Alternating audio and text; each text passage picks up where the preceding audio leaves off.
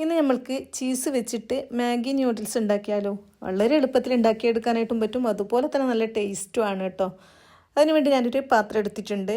ഞാനിവിടെ ഒരു വലിയ പാക്കറ്റ് മാഗി ന്യൂഡിൽസാണ് കേട്ടോ ഉണ്ടാക്കുന്നത്, 4 പേർക്ക് കഴിക്കാനുള്ളത്.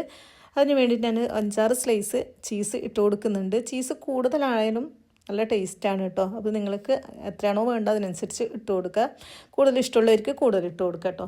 പിന്നെ അതിനകത്തോട്ട് നമ്മുടെ ഈ ന്യൂഡിൽസിൻ്റെ കൂടെ മാഗിയുടെ കൂടെ ഉണ്ടാകുന്ന മസാലപ്പൊടി ഇല്ലേ, അത് ചേർത്ത് കൊടുക്കാം. അപ്പം ഞാൻ 4 എണ്ണം വാങ്ങിച്ചതുകൊണ്ട് 4 പാക്കറ്റ് മസാലപ്പൊടിയുണ്ട്. അത് ഇട്ട് കൊടുത്തതിന് ശേഷം നമുക്ക് നമ്മുടെ ചില്ലി ഫ്ലെക്സാണ് ഇട്ട് കൊടുക്കേണ്ടത്.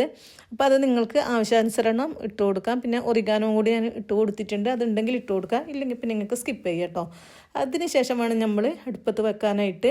ഒന്ന് ചീസ് ചെറുതായിട്ട് മെൽട്ടായി വരുന്ന സമയത്ത് നമുക്ക് അതിനകത്തോട്ട് പാലാണ് കേട്ടോ ഒഴിച്ച് കൊടുക്കേണ്ടത്. കുറേ സമയം നമ്മൾ അടുപ്പത്ത് വെക്കുകയൊന്നും വേണ്ട, നമുക്ക് ആ പാലിൽ തന്നെ അത് നന്നായിട്ട് അരിഞ്ഞ് വന്നോളും.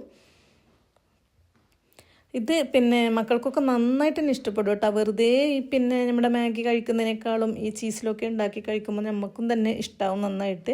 ഇപ്പോൾ കൂടുതൽ നിങ്ങൾക്ക് ക്രീമൊക്കെ വേണമെങ്കിൽ കൂടുതൽ ചീസും കൂടുതൽ പാലും ഒക്കെ ഇട്ട് കൊടുക്കുക. ഞാനിപ്പോൾ എന്തായാലും കുറച്ചായിട്ട് ഒരു പാക്കറ്റ് പാലിൻ്റെ ഒരു 1/4 ഭാഗം കേട്ടോ, 1/2 ലിറ്റർ പാൽ വാങ്ങിയിട്ട് അതിൻ്റെ 1/4 ഭാഗം ഇതിനകത്തോട്ട് ചേർത്ത് കൊടുക്കുന്നുണ്ട്.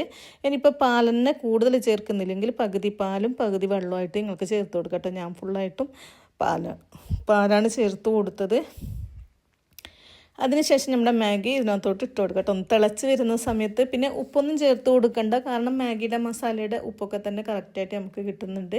ഉപ്പ് ചേർത്ത് കൊടുത്തിട്ട് ഇനിയിപ്പം കഴിക്കാൻ പറ്റിയിട്ടില്ല എന്ന് നിങ്ങൾ പറയേണ്ടത്, അതുകൊണ്ടാണ് പ്രത്യേകിച്ച് ഞാൻ ഉപ്പ് ചേർക്കണ്ടെന്ന് പറഞ്ഞത്. എന്നിട്ട് അതിൻ്റെ വെള്ളമൊക്കെ വറ്റി വന്നതിന് ശേഷം നമ്മൾക്കിതെടുക്കുക. ചൂടോടെ തന്നെ കഴിക്കാൻ നല്ല ടേസ്റ്റാണ്. തണുക്കാനായിട്ട് വെക്കരുത്, തണുത്ത് കഴിഞ്ഞാൽ അതൊരു കട്ട പോലെ ഇരിക്കും കേട്ടോ. നമ്മളിന്ന് രാവിലെ ഇതാണ് ഉണ്ടാക്കിയത്. അപ്പോൾ എന്തായാലും ഞാൻ വീഡിയോ എടുക്കാൻ വെച്ചോ. ഇത്രയേ ഉള്ളൂ. നിങ്ങൾക്ക് വീഡിയോ ഇഷ്ടമായാൽ ലൈക്ക് ചെയ്യുക, ഷെയർ ചെയ്യുക. ഞാനിപ്പോൾ ലോങ് വീഡിയോ ഒന്നും ഇടലില്ല, ഇടാനായിട്ടൊന്നും നോക്കണം. ഇനി എടുക്കാനുള്ള മടി കൊണ്ടാണ്. ഇനിയിപ്പോൾ റമദാനൊക്കെ അല്ലേ വരുന്നത്, അപ്പം കുറച്ചൊക്കെ വീഡിയോ ഇടാനായിട്ട് നോക്കണം. പിന്നെ എൻ്റെ വീഡിയോ ഒക്കെ യൂട്യൂബ് വീഡിയോ കുറേ നഷ്ടപ്പെട്ടു പോയിട്ടുണ്ട്, അതൊക്കെ ഞാൻ പിന്നീട് എന്താണെന്നുള്ളത് പറയാം കേട്ടോ.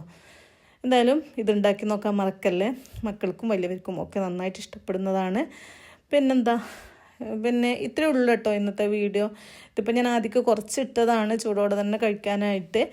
പുതിയൊരു വീഡിയോയുമായി കാണുന്നവരെ താങ്ക്സ് ഫോർ വാച്ചിങ്.